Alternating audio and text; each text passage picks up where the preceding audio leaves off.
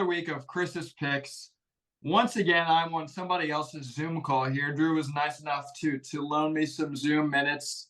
We're just doing a wrap-up. So this was actually an idea from Drew, who is the commissioner. We're going to do a little season wrap-up. So we'll be talking about the season that just happened, and we'll be looking ahead to the season that's coming up in the next episode. But right now, we're just talking about recapping this year. And Drew, I think the first thing we got to do is congratulate Jack. I mean, he's the league champion.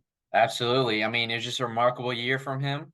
Started off kind of slow. I think he started 0-2, but from there on, like, just completely dominated. I can talk about it a little later when we get into his team, but congrats to Jack. First time Daniel hasn't been champion of the league. It's nice to get a little new blood in there. Hopefully, maybe it's you or I next year. We'll see. We both have a little bit of work to do, but we can pray. Yeah, I got a little bit more work to do than you probably, but we can dream about it. Yeah, and there's another thing I want to mention, because I know that this is actually more talked about than the champion. Yes, folks, I did beat the guest picker this year. I went 35-16, and the guest picker went 34-17. So I beat them by a game. This was expected. I think this might be a three-peat for me. So while Daniel didn't three-peat the league, I think I may have three-peated Chris's picks. I don't know. Let me say, though, that some people are calling it Mickey Mouse since it wasn't a full year. Just like 2020, Mickey Mouse year. Well, we don't know. I had a feeling that somebody would say that, and of course it's you. Okay, so yeah, we'll just get right into it. So Drew had some ideas, and I really liked it. We're just going to go team by team. We're going to talk about the MVP for each team, the biggest disappointment on each team, and then their overall year based on what was expected of them. And, Drew, I think we just should start from the top down. I think we should start with Jack on this. We talk about the winners first on Chris's picks, and it's only fitting that we talk about the ultimate win. Started off 0-3, Drew. Like it was not the start to a storybook ending for him when this season kicked off. All 5 of his losses came by week 7. So Jack finished the regular season 9-5. He had all 5 of his losses by week 7. Just an awful record halfway through the season. His first win was, ironically, against you, Drew. He scored 146 points, and that was maybe a flash of what he could be. I thought, in looking at his roster, I thought that his MVP was CeeDee Lamb.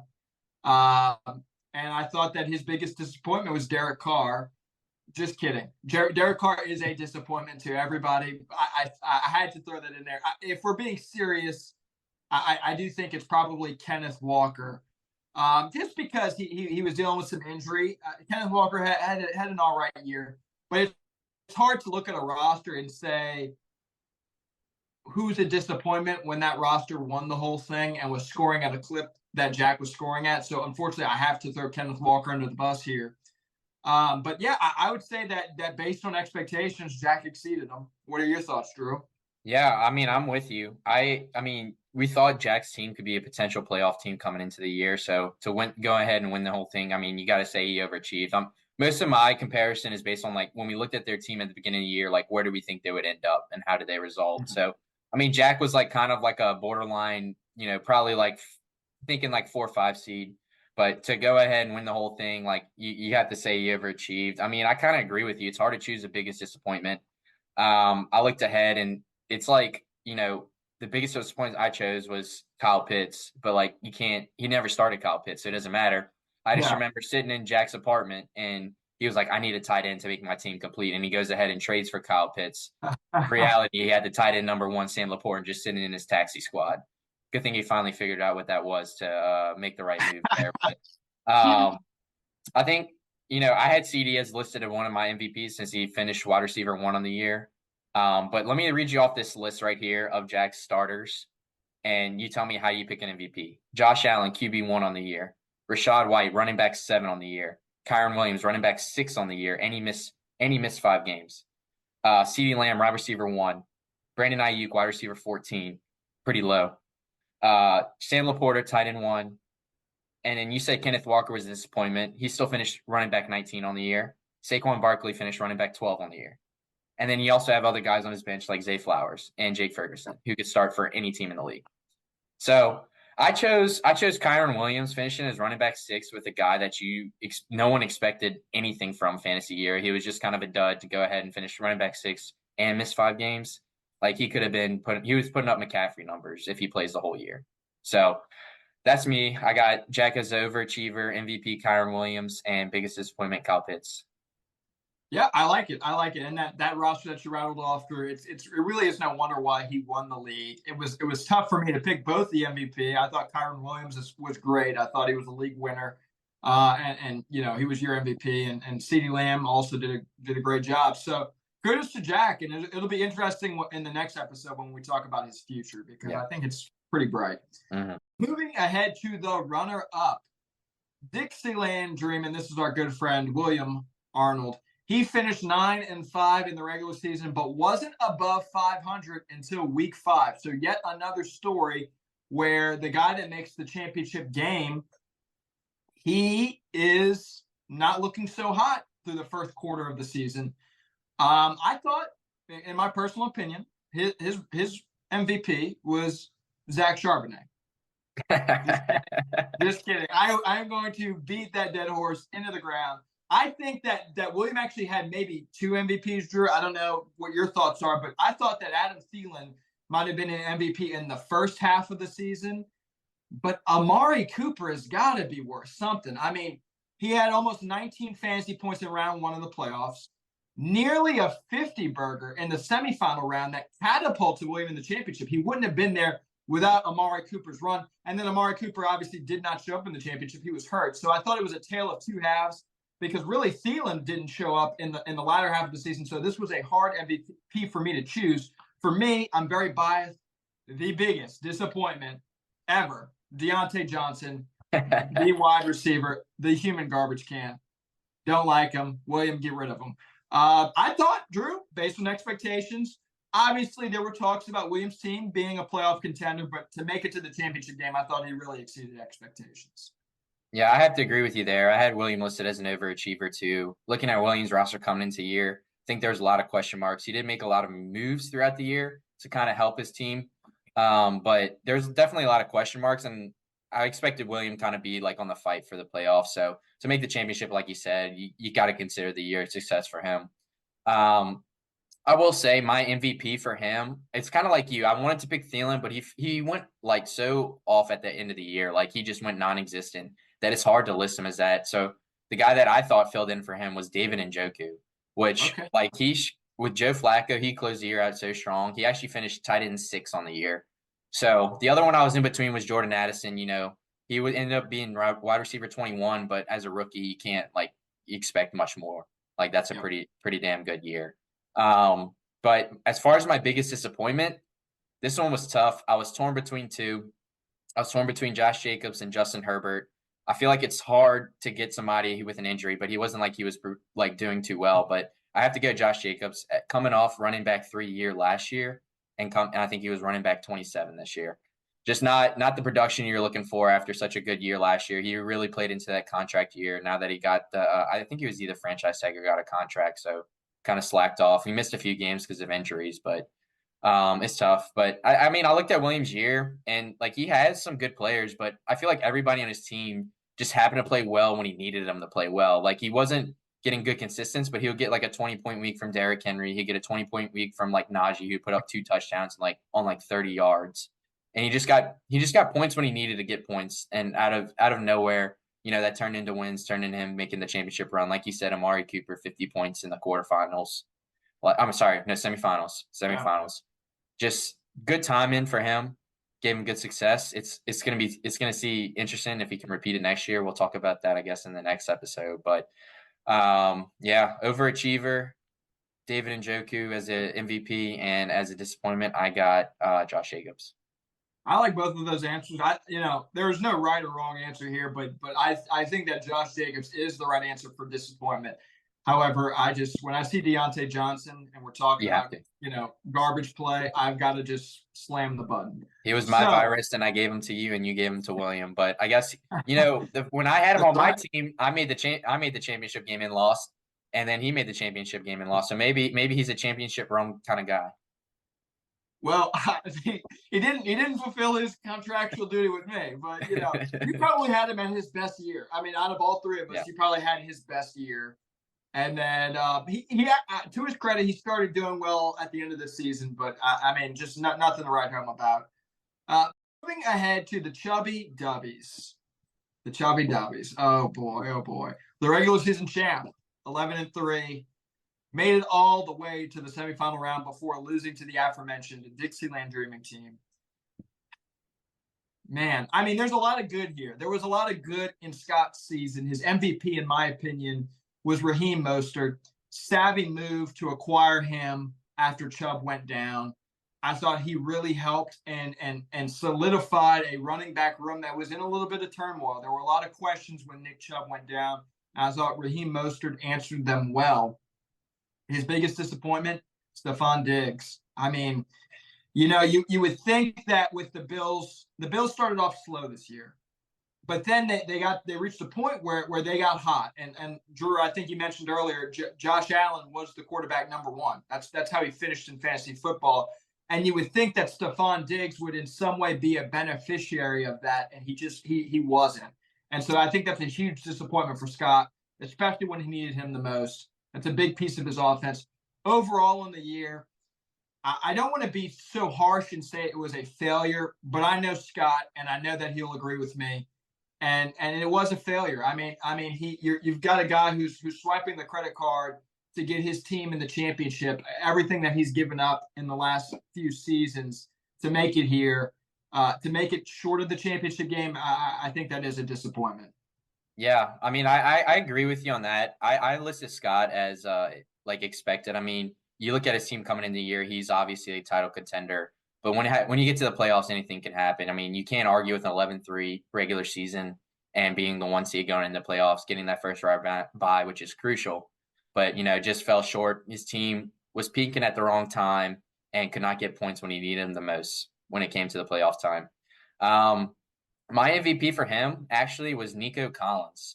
If Okay. you look at his stats, wide receiver 9 on the year, and he missed 2 games. So pretty good year out of nowhere. I mean, no one thought CJ Stroud, that offense, that team would be as good as they were. So to get production out of him, out of a guy you didn't really expect to get production for him, I mean, you can't argue with that. I also had Mostert listed as one of my potential options too, but I have to go with Nico Collins.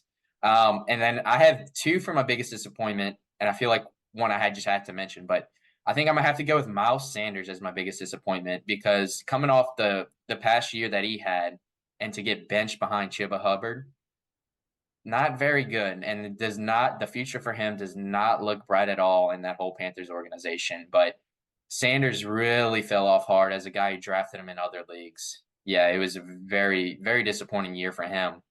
Probably worst case scenario. But the other guy I have to mention is Travis Kelce. I mean, you can say like, well, how can you pick the guy who finished tight end 3 in the year? Well, I look back at his stats. He scored 90 less points than he did last year when he finished tight end 1. And last year he played in 2 less. This year he played in 2 less games, but still 90 points less. This is the lowest points he scored since you and I graduated high school back in 2015. Oh, This is are you kidding? he has not scored this low of points since 2015. Oh So man. put it in perspective. Yeah, no, Drew, I think those are 2 really good disappointing call outs. I mean, and I think the Miles Sanders thing, not only does it hurt, but it hurts even more knowing the running back issues that Scott ran Yep. into later. Like if Miles Sanders is just capturing some of what he was last year, Scott has a lot more wiggle room when it came down to trying to trade for James Conner, and Exactly. he had to give away a big tight end to Dan in Yeah. that trade. And you mentioned Kelce tapering off at the end. Could have definitely been a different story. Although Jack was just incredible this year, so I don't know if Scott could have won it, but yeah, it definitely changes the narrative for sure. Exactly. And I'll talk about Ingram. I mean, I didn't have Ingram as my MVP for Dan, but he finished tight end 2 on the year, Yeah. surprisingly, somehow. So like, you could have sold Kelce for a higher price, got a little bit more in return, possibly. But yeah, it's tough. And like, he did make the moves needed at running back, but in the end his team was just not performing at the wide receiver level enough to get him there, even though the running back could help in the flex. But He needed, like you said, Diggs just kind of fell off the cliff at the end of the year. Yep, I totally agree. Okay, so moving ahead to the young and the holeless. This was the number 2 team in the regular season, 10-4. Daniel almost took that number 1 spot from Scott in the regular season, which would have been something. Daniel's team has been known in the past few years for heating up right around playoff time, and we saw Daniel heating up again. I think, Drew, it was you and I talking about, texting back and forth, saying like, "Here we go again. Here comes this guy." Right when the playoffs are starting to come around the corner, here comes Daniel Augustin. Unfortunately, he could not three-peat. He Kirby smarted this one. He got his 2, and then he watched from the sideline. I thought his MVP was Tyreek Hill. I mean, that's it's tough to not say it's Tyreek Hill. Sorry if I stole your answer on that one, Drew, but I mean, we're talking about the best wide receiver this year. Yep. I thought his biggest disappointment, we're going to stay in the wide receiver room. I thought it was Cooper Kupp. I thought that there were a lot of expectations for Kupp. And granted, coming off of an injury, there were question marks, but just seeing how Cooper Kupp played the last few seasons, to have him be pretty non-existent this year when he did come back from injury, that was disappointing to see. And, he had some flashes. He had a couple games where I thought you might have thought, okay, here he comes, just like Daniel. Yeah. But he never really pulled that off. I thought, all in all, though, Drew, I thought this was a successful year for Daniel. It's hard to three-peat. It should be impossible. So to hold Daniel to that standard and say, like, well, if he didn't even make the championship game, it's a failure, I disagree with that. I thought he had a successful year. What are your thoughts? I mean, I agree with you. I think Daniel lived up to expectations this year. I mean, it's hard to three-peat, like you said, but being the number 2 seed and going 10-4, I don't think anybody in this league would argue with that. They would consider that a success. I mean, like I said, anything just happens in the playoffs. He ran into the wrong team at the wrong time, and you just lost. But you mean the biggest thing is just get into the dance, and he got to the dance. He got the bye. You can't really argue with that. I guess, touching on your MVP and your biggest disappointment, I had them on my short list. Tyreek Hill, wide receiver 2 on the year, and was on pace for 2,000 yards. They just kind of fell off at the end of the year. But I'll choose Amon-Ra as my MVP for him. Finished wide receiver 3 on the year, had a great year. And he was just consistent points every week. Like, he never had a bad week. He'll have his boom weeks, and then he had his good weeks. Now, for the biggest disappointment, I did have Kupp, and I do want to touch on some stats to show, why his year was so bad. He did finish wide receiver 41 on the year, but you could be like, oh, he was hurt. He only played in 12 games. Well, the year before, he only played in 9 games, and he finished wide receiver 24 on the year and scored 30 more points last year than he did this year, which is just crazy to think about, that in 3 less games, he scored 30 more points. Yeah. I mean, honorable mentions, also for MVP, just Travis Etienne had a really great year, kind of came out of nowhere, but he had his kind of boom weeks and his kind of dud weeks, and you just had to catch him on the right week, honestly. But, I mean, if you look at Daniel, I mean, you can't be upset. You won the league twice. You just decided to share the league with Jack this year, give somebody else a chance. But, it's still looking good going forward for him. He did well in the draft. He has good pieces going forward that are still going to put up points. I mean, you just got to get healthy at the quarterback position at the end of the day. Kyler Murray, Joe Burrow being hurt for most of the year just really hurt him. But you just need those quarterbacks performing, especially moving to Superflex. Was CeeDee Lamb the wide receiver 1? Did he end? Okay, he ended a wide receiver 1 on the year. Yeah. Wow. Okay. Cool. Yeah. So yeah, I agree with a lot with what you said. Kudos to Daniel for keeping the league engaging. Some people might have been checking out had he won it again. At a certain point, it becomes not so much a fantasy wins pot, but a Daniel fund pot. So it was good to see somebody else win the league. For Daniel to so graciously give away his crown to Jack. And also good for somebody else to lose the league, so Logan doesn't have to be the only one in golf caddy. But hopefully we come up with a new punishment next year. We're gonna have to talk about that. We're gonna have to talk about that. Yeah, so we're gonna have to talk about that sad sack 12th place team, but that's coming up. Chasing more Pokemon. Drew, this is a hell of a story. This team is a hell of a story. 8-6 in the regular season. Dan was 3-6 heading into week 10. 3-6. I mean, that's just, I can't even fathom how a team in that position with so few weeks left in the year could pull off what he pulled off. But Dan just went ahead and rattled off wins in the next 5 games, 5 straight wins to squeak into the playoffs. I know that that was much to your chagrin because he stole one of the last spots from you. But the week 4 loss to Harry, I know that Cole mentioned it on a previous episode, but that week 4 loss to Harry by a little more than 1/10 of a point. So that was definitely a season changing moment. I thought Dan's MVP was Puka Nacua. I thought an honorable mention was probably DJ Moore. I was having a difficult time choosing between the two. George Pickens was an easy disappointment for me. I guess you could make an argument for Dalvin Cook, and I'd listen to it for sure. But I think that expectations played a part in it. I think that once Dalvin Cook went to the Jets, people figured that he might be somewhat involved in the offense, but I think that everyone tempered their expectations on what he would be able to do. Yeah, so I think it's George Pickens. All in all, I mean, with a story like this, I don't know how you could call it anything else but a success. So I think that this season was successful for Dan in chasing more Pokemon. I agree. I mean, you look at Dan's team. I agree with you. It's tough to find an MVP because Dan had definitely guys that showed out this year out of nowhere too. But I agree. Success for Dan, like rattling off 5 wins. If Dak doesn't throw for 400 yards and 4 touchdowns against me, then I'm the one going into the dance, and Dan's sitting out just by that one game. But also, if Dave wins one more game, Dave takes him 1 points total. So to make it to the dance, have a shot at it, unfortunately, just ran into Jack in the playoffs is tough.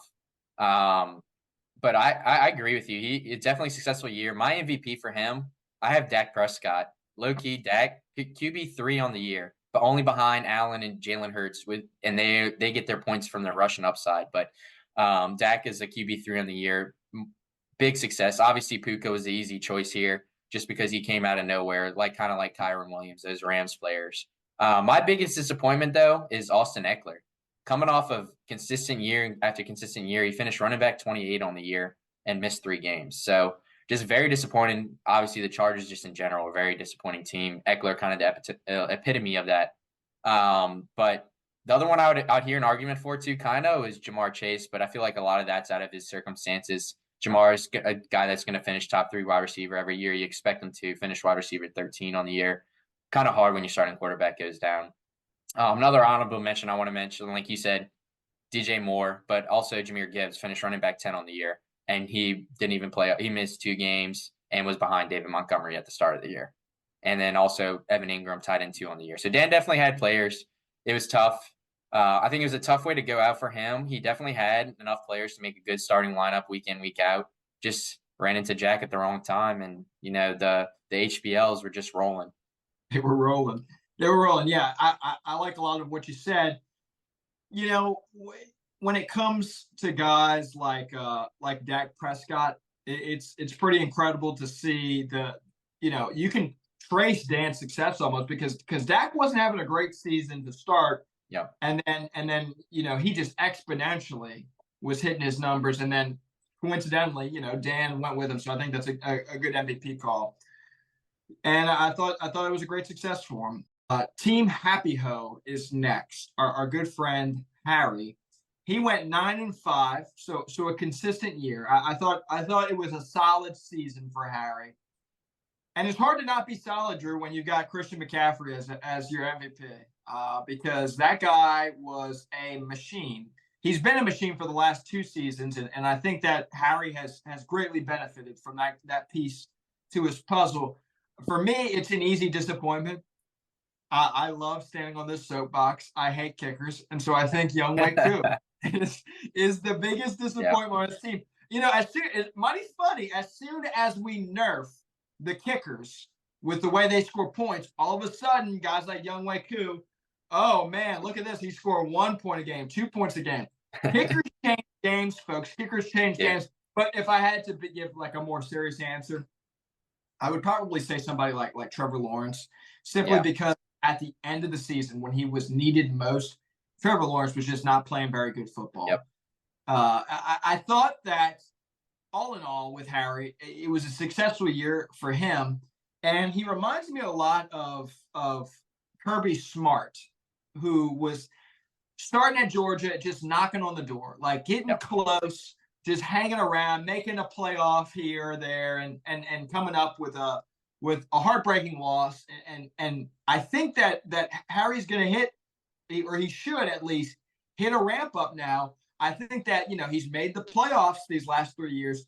I think that more is going to be expected of his franchise. So while I do think it was a success this year, I think that those expectations will be raised next year, because it's hard to follow up a championship appearance like last year. But I think that fans of his franchise are going to be looking for it more often than not.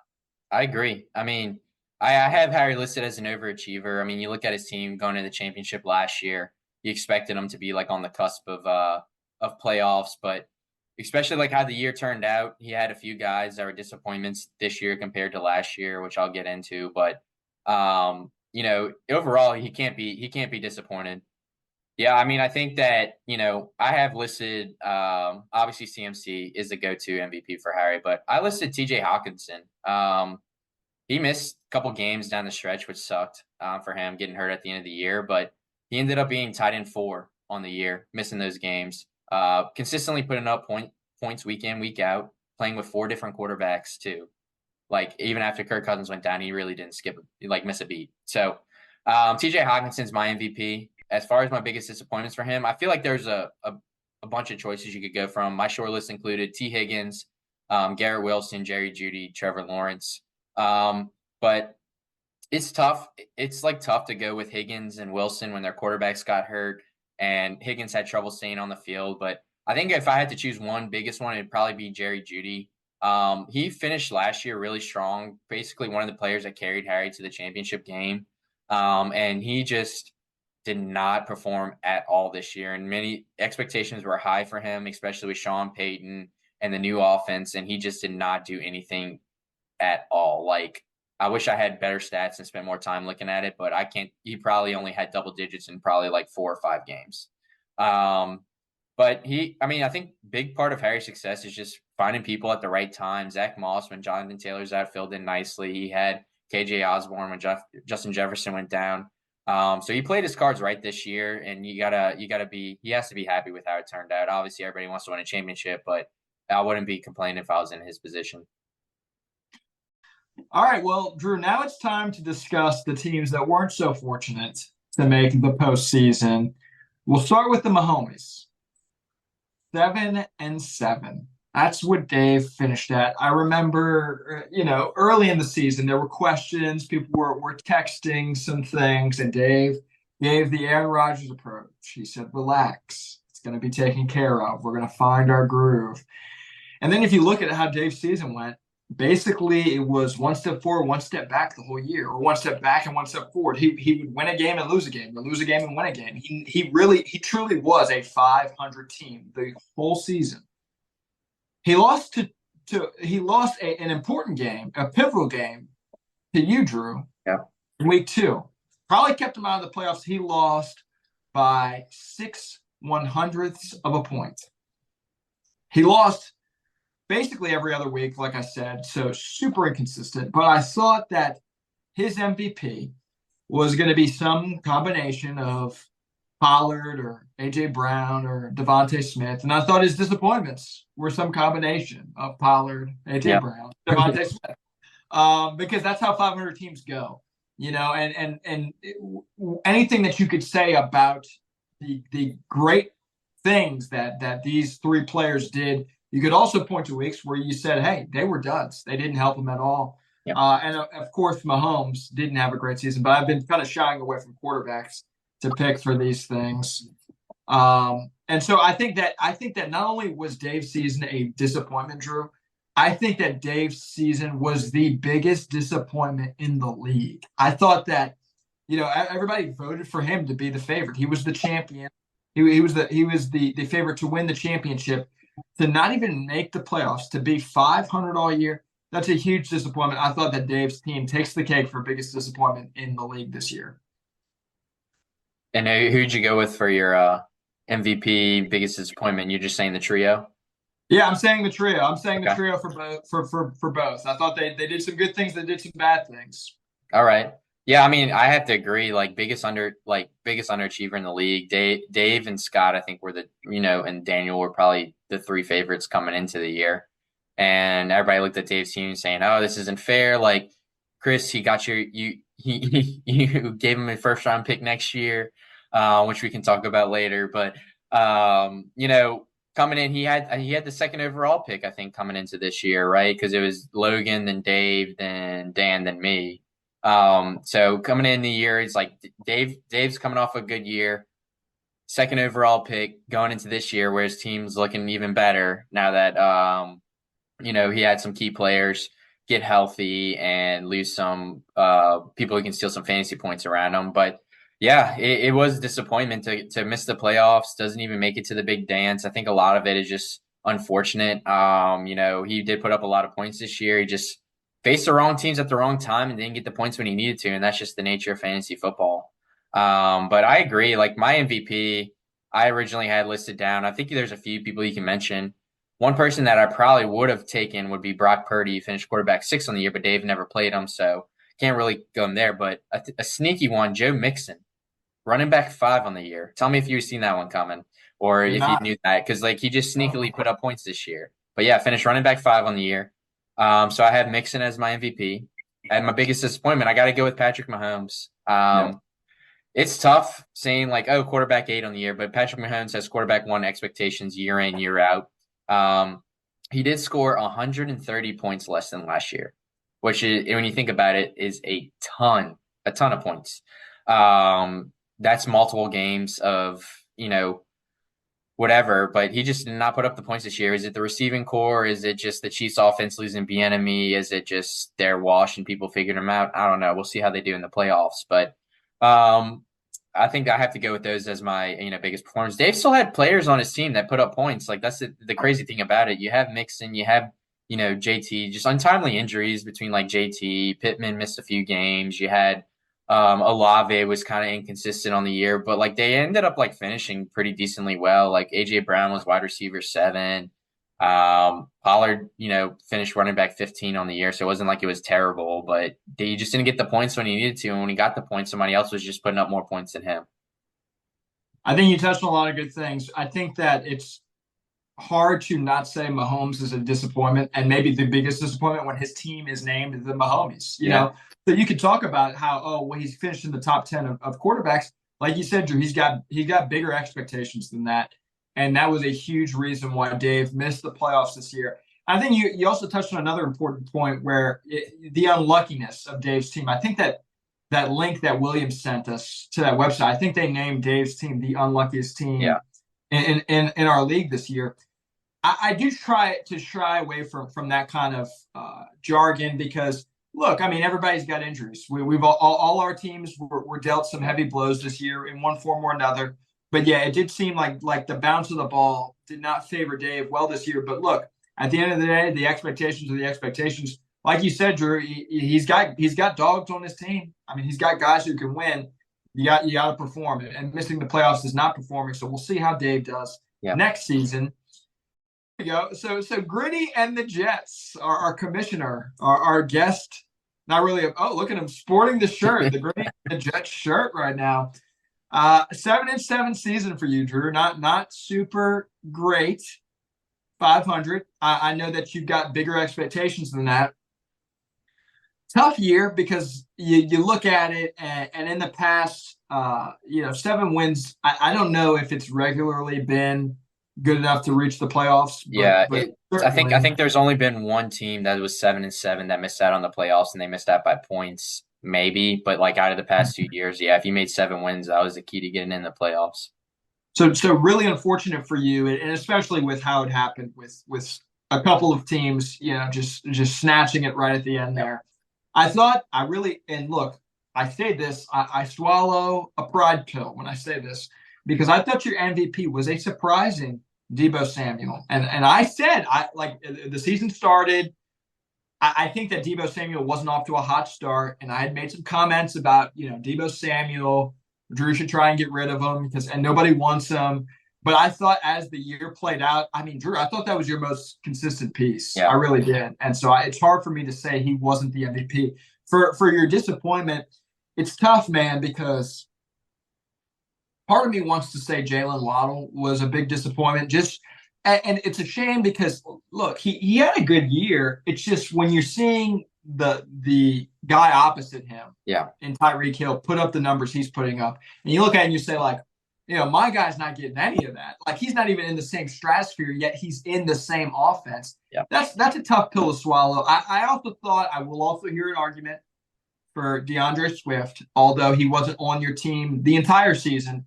I thought that, you acquired him to get you to the playoffs. And I thought that at the end, he did have some good weeks for both me and you. But I think that at the end, he could have done more. And I think the Eagles just in general, man, I mean, their offense just did not look the same. I don't know if that was so much a Swift thing as it was just the Eagles offense not looking right.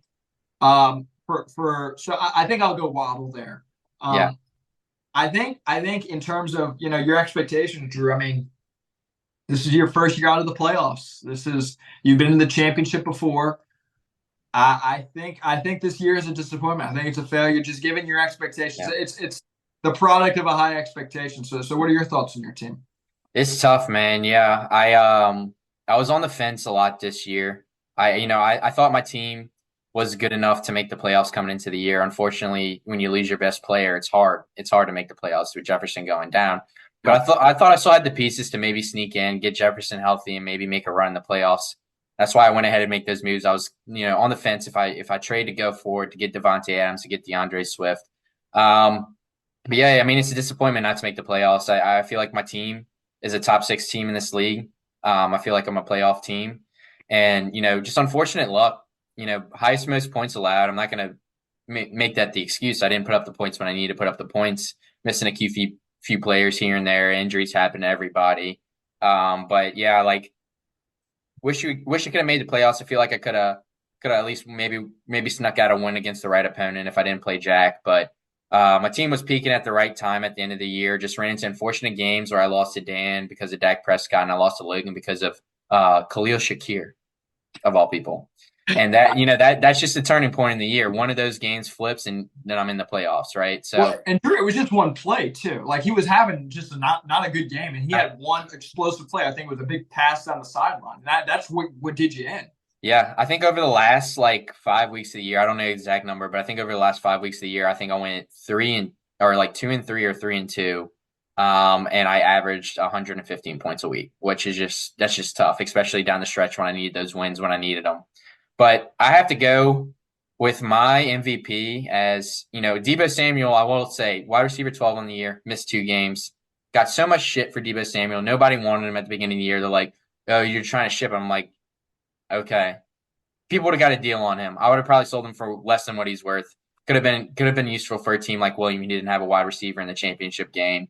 And other people I've talked to about Deebo Samuel, but wide receiver 12, he's back to where he was. He's still good. He just had a down year with some injuries last year. But I'm gonna have to go with my MVP. Stroud Boys Unite. CJ Stroud out of nowhere. QB 11 on the year, missing 2 games of the year. Can't complain with that. I mean, out of nowhere, took a flyer on him on the first pick in the second round. Absolutely incredible. So excited for him in the future. My biggest disappointment, I did have Waddle listed as one of mine. Wide receiver 34 on the year after finishing wide receiver 7 last year. And he had Tyreek Hill on his team last year. So just a disappointment. The Dolphins, I mean, he missed 3 games. Waddle missed 3 games this year, but still, you expect him to do a little better. He didn't get the points, and Tyreek Hill was just racking up all the points. They just never threw it to him. Tua and him we just were not on the same page this year. But if I had to choose somebody else, I'm going to have to go Quentin Johnson, one of the top receiver taken in the draft, and to come out and have opportunities in that Chargers offense, just not put up the points. But I'm not giving up hope. I think he still has a chance in the future. The Chargers have way more problems more than Quentin Johnson, I think, and that just stems from how bad the offense was in general this year, besides Keenan Allen. But there's some bright spots on my team. We had, if I get Jefferson healthy, this year's different. Guy who was putting up 20 points a week before he got hurt. You can't, you take that out the lineup, and it's going to be hard to do well. But we'll see. I'm excited for the future. I think I'm a few moves away. Like you said, DeAndre Swift, I think it was just the Eagles offense. He just wasn't getting the touchdowns. When you tush pushing it hurts in from Yeah, the 3 yard line every time.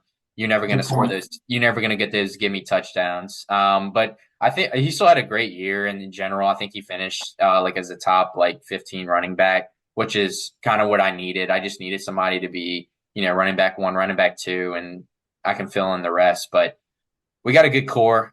We'll move on. We'll take this, we'll take this as a disappointment, but some motivation for next year. We'll make a few moves. Don't have the first round pick, but we can make a few moves to make this team a little better. Yeah, no, I think that you know, it's just one of those things when you have the vulture, the touchdown vulture on your team is your quarterback. It's always tough, man. It's always tough. Obviously, you mentioned the Jefferson injury. That was huge too. So, look, it happens. It happens to the best of us. Needed more out of you, and I think that your future is bright. I know we're going to talk about future in a separate episode, but CJ Stroud was a huge. Yeah. It's a shame because if you would have taken Bryce Young, I would have taken CJ Stroud.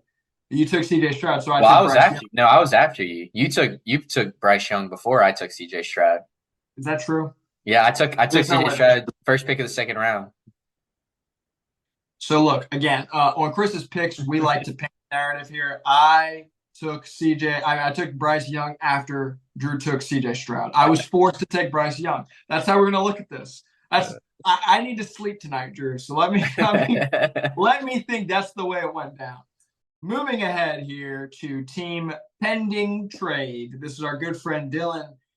And he's our good friend, but he did not have a good season. Sub 500. So the next three teams we're going to talk about sub 500. Dylan went 5-9. He made a trade with me earlier in the year, week 6, I think, or maybe it was a little earlier than that, week 4 or 5. He was trying to make a playoff push. He got Kittle for Desmond Ritter and a second-round pick. Didn't work out for him, clearly. Didn't work out for him. He's on the outside looking in.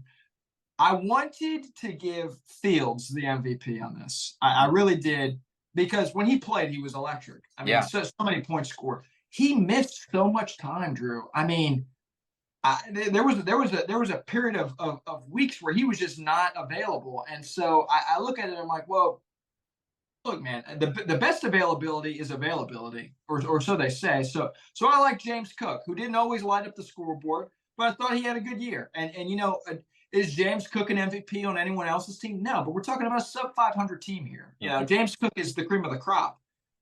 Disappointment of Fields to me. I think that you could say Fields was in a way a disappointment. Okay, but I would also say probably Christian Kirk was a big disappointment. Because really post week 13, Christian Kirk was nothing. I mean, he had an average year. He got hurt. But he got hurt, Yeah. But the thing that keeps me thinking like I'm going to name Fields as the biggest disappointment was because Christian Kirk not playing in those games at the tail end, that didn't affect Dylan. You got to be in the playoffs to have that affect you. So I think that my disappointment is Justin Fields. I thought that this season for Dylan, I really don't even know what his expectations are. I didn't know there was no scuttlebutt on Dylan's team. But I'll say that a sub 500 year is a failure. Okay, so I'm saying failure for Dylan. Yeah, I mean it's hard, to say like a season's a success one way or another when you're 5-9. But I mean I think Dylan like probably ended up what he was expected to do coming in this year. He was maybe a guy that could maybe push for a playoff spot.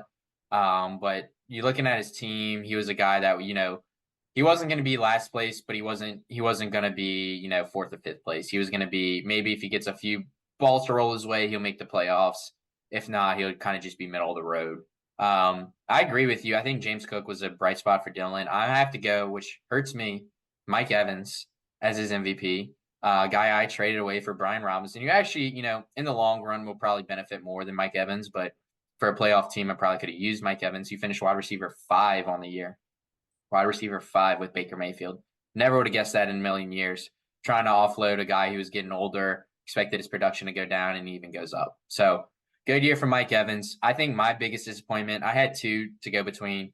Um, First one that I'm not going to name is Terry McLaurin. He's just not the same as he used to be. Maybe it's the Washington offense, maybe it's him, but he's not the same scary Terry like the days in the past. But my biggest disappointment has to be Ramondre Stevenson. Only played 12 games, finished running back 36 on the year. He was a guy most people were drafting like as a, running back 12 in like a redraft league. He was expected to be, he could be potentially like a top 10 running back, and he just did not show out, just like the whole Patriots team. But I mean, Dylan had some bright spots. Jacoby Myers, wide receiver 24 in the year out of nowhere. George Kittle, he finished tied in 5. Good point.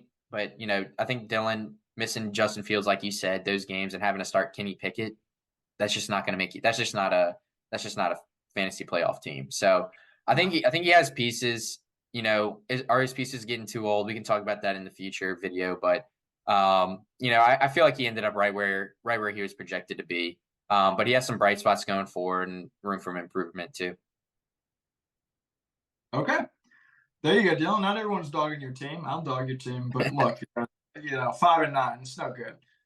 Speaking of Mike Evans, Drew, you swallowed a little pride pill yourself there with the Mike Evans take, and a lot of people are saying, this is not me. A lot of people are saying Mike Evans had such a great year because Marshawn Lattimore didn't play. That's what I'm hearing. That's true. Clip this and send it to our Tampa Bay Buccaneers fan, David Hunt. Let's see what he thinks about that. Moving on to team takeout. He finished 3-11, guys. Logan has been Logan tied. 3-11. That's tied for last. Let's call it what it is. Okay, I know that on points he's ahead of me and Blake. 3-11 is tied for last. So Logan, last place the last 3 years. I know technically again you're not last, but come on, man. 3-11. Come on. You've had the first pick year in and year out. I'm just jumping right into this. Failure of a year because Drew, this was the first year I thought that there was some positivity around Logan's team. I thought a lot of people were saying Logan could be on the cusp, maybe not a playoff team, but certainly on the bubble with the pieces that he had. You're building up all this draft capital here. For me, Baker Mayfield was his MVP.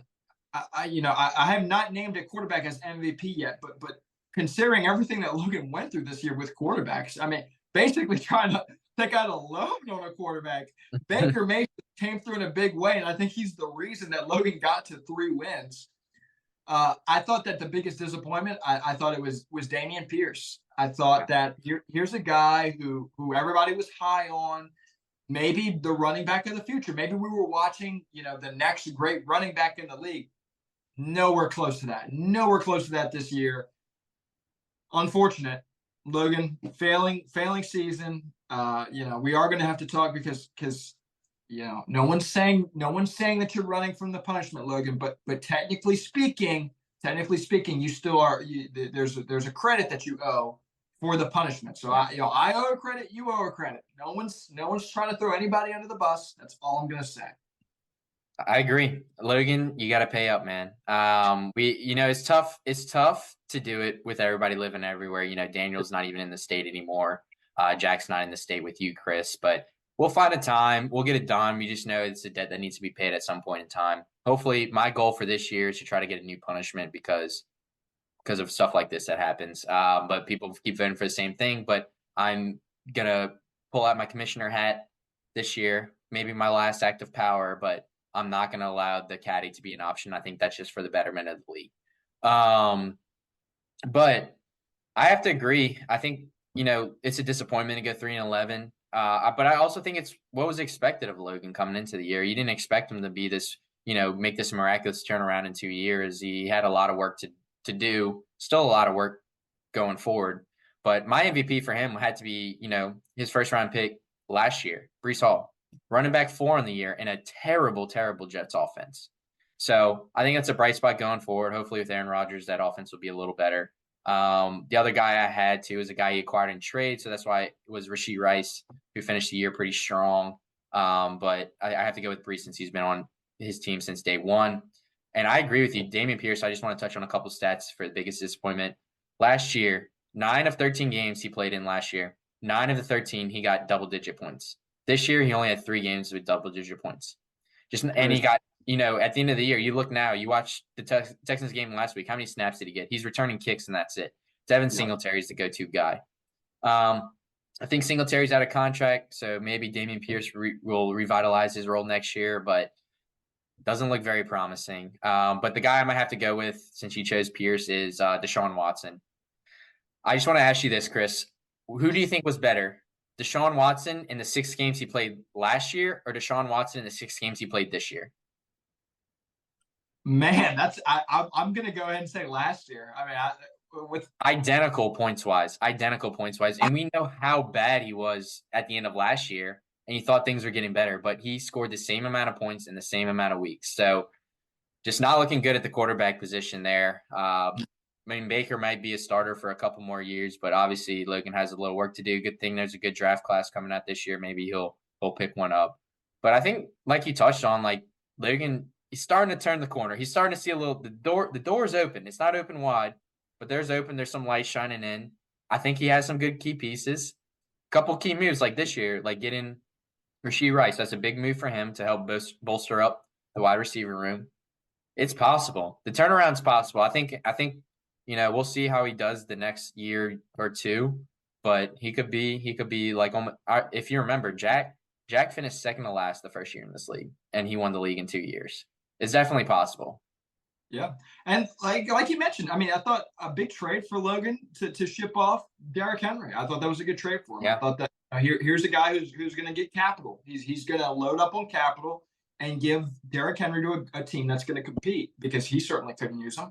So I thought that was a good move by Logan. He is engaged. He's making some good decisions. Yep. Can't guard Jameis. Blake also 3-11. Tough season. Real tough season for Blake and the can't guard Jameis team. Although I will say, shout out to his namesake for running the infamous play out of the victory formation to score against the Falcons. Love to see that. MVP for Blake, it's very straightforward. It's the one player that I talked about every single episode when I talked about Blake, Lamar Jackson. Lamar Jackson won Blake Eichhorn games. Yep. Single-handedly won him games. I will say, caveat to the MVP, I thought Montgomery, Demo, I thought that he could be considered kind of an MVP. I wanted to highlight him because I thought that he was also big for Blake down the stretch. Obviously, for me, MVP is Lamar. Disappointment was tough. Disappointment was tough on this team. It was finding a disappointment for basically me and Blake. It's really difficult because there's a lot of guys you could name. For me, I think it's going to be Drake London. And the reason I think it's going to be Drake London is because the expectations for Drake London when Blake drafted him a couple of years ago were sky high. And even if you don't hit those expectations, you're thinking, here's at least a serviceable wide receiver who's got some youth to him. Drake London is not that, man. He is the most inconsistent. Like, he'll have weeks where he does pop off, but you can't trust this man. You cannot trust this man at all. So I think that's a huge disappointment because Blake's got a guy who's got all the talent in the world, but really doesn't know where to slot him. And rightfully so, because Drake London really hasn't declared himself as what kind of player he's going to be. Yep. I will say, given everything that's happened for Blake, the season was a success because technically speaking, he was picked last. He was picked to be last, and he wasn't, while tied for last, he wasn't last. So I say this is a success for Blake. I mean, yeah, I have to agree with you. I had him like right at expectations, but he was the clear consensus last pick by everybody in the league, and he avoided last place on the points. So got to consider it nice to end up in the end. I think, everything you said about Drake London, he was going to be my biggest disappointment. But Drake London, everything, I was very high on Drake London when he came out the draft. He was a guy I really wanted on my, dynasty team when he was coming out the draft. Just been that Falcons offense has been very disappointing. We'll see if things change now that Arthur Smith's gone, but he was my pick. It's hard to pick a biggest disappointment on Blake's team when the expectations are low for so many of his players. So I think you hit it right on the head. But I guess the guy I have to go with is Michael Thomas. Started the year off not too bad, then just the injuries again. You expected something. You got your hopes up. just to get let down again, both as Saints fans and as fantasy managers. Um, just a tough look for a guy that was so good at one point in time. And as far as my MVP, I was Lamar, but I'm going to have to agree with you that it is David Montgomery. Running back 13 on the year, losing 3 games. You think Blake could have capitalized and gotten some bigger pieces, gotten some draft capital, shipped him off to a competitive team, but he likes to leave people on red. So I think a lot of that fell to the wayside. I just want to touch on a couple things just to recap Blake's year. He only had 1 game above 100 points, which unfortunately he lost. The win total, he's won 3 games, and his win total, like his point totals in each win, 87.7, 70.6, and 85.3. I think there's multiple people in this league who scored over 100 points, like more than 3 times and lost. So kudos to him for getting those wins. That's what he needed to get out of last place. The only other person I would have said is a bright spot on his team is DK Metcalf. But we can talk about the future in the next video. I think you and I both have a little bit to touch on between all these bottom place teams and work they can do to get going forward. I like DK. I like DK a lot. And, Drew, you mentioned some people have mentioned in the past Blake's trading strategies, but that's what they are. They're strategies, man. Look, it's different strokes for different folks. Let me tell you, nobody works the phones like this guy. Nobody works the trade phones like this guy, okay? Moving to the last place team, the host, myself, Steven Stogies, 3-11. 3-11. It's difficult for me to do a fantasy football show and be last. It is difficult for me, but God likes to humble people. And so that's what he did this season. Week 6, I lost to pending trade. Probably the lowest point in my franchise history. I had scored 51 total points. That's how many points I scored against Dylan. And this was before I shipped everybody off. I scored 51 points, Drew, with Devontae Adams, DeAndre Swift, Kittle. I mean, that's embarrassing. And that to me was the moment that I looked myself in the mirror and I said, something's got to change. Insanity is doing the same thing over and over again and expecting something different to happen. Do I regret shipping those pieces off? Maybe I will, but I had to do something. I can't just sit on the bubble any longer. So Swift got the axe, Adams got the axe, Kittle got the axe. See you later. No love lost to him. We're on to bigger and better things here. My MVP for the season was Jaden Reed, the Green Bay wide receiver. I think that there's really good potential in this guy. I think there's some really good potential in him. He's my MVP. Not just for his potential, but for how he performed. I mean, he ended up being my highest performing wide receiver. For me, my disappointment was Aaron Jones. I mean, he's the one veteran that I kept, and this man hates playing football.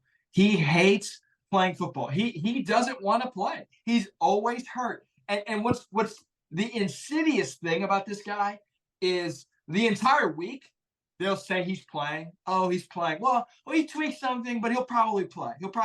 And then Sunday morning, I check my phone, and it's like, oh, he's going to be out today. He's going to be out today. Just tell me from jump so I can make moves, okay? Disappointment was Aaron Jones. For me, this season, abject failure. I'm glad it's over with. We're going to flush the toilet. We're going to move on. Yeah, I mean, I have to agree with you. Chris, disappointing year. You weren't expecting this coming into the year. I will say, to comment on your 51-point loss, you did have 3 weeks where you scored under 60 points. So it wasn't just that week. It was a couple other weeks. But, I mean. Well, that was after I shipped people off. Yeah. That's fine. That's acceptable. That's acceptable. Yeah. A golf caddy punishment for the number 1 overall pick is fine. But if you had the number 1 overall pick. But I will say, you come into this year, Chris, you started 2-1, scoring 100 points in back-to-back weeks. Yeah. And you only won 1 game the rest of the year. That just has to, I know the team changed a lot, but it's just tough. I will have to say, I mean, I have to, I wasn't expecting you to be a playoff team, but you underachieved. Last place was not what I expected out of you. So you have to consider this year a disappointment, especially losing your first round pick. My MVP for you is Devon Achane. This guy really came out of nowhere, scoring the points. He just needs to stay on the field. We'll see if he can keep up the production. He's just super, he was rushing for 50 yards, 75-yard touchdowns, nowhere. If he gets more touches, we'll see what happens with him. But you got to be excited about the future for him. The other guy I had was Jaden Reed, which I agree finished wide receiver 24 in the year. surprisingly. Biggest disappointment, I did have Aaron Jones listed, but I hate to do this to you, but it has to be Bryce Young. You spent you Yeah. spent the number 1 overall pick and your second round pick last year to go and acquire this guy, saying, this is my plan, this is my vision, I'm getting the guy. And coming into the year, you were right, but the year he had was just so bad, so bad. Finished quarterback 27 on the year, and he played every single game. Yeah. That's just tough. Maybe they turn it around. New coach next year. Maybe get some better receivers out there. He's throwing a Thielen, old man Thielen.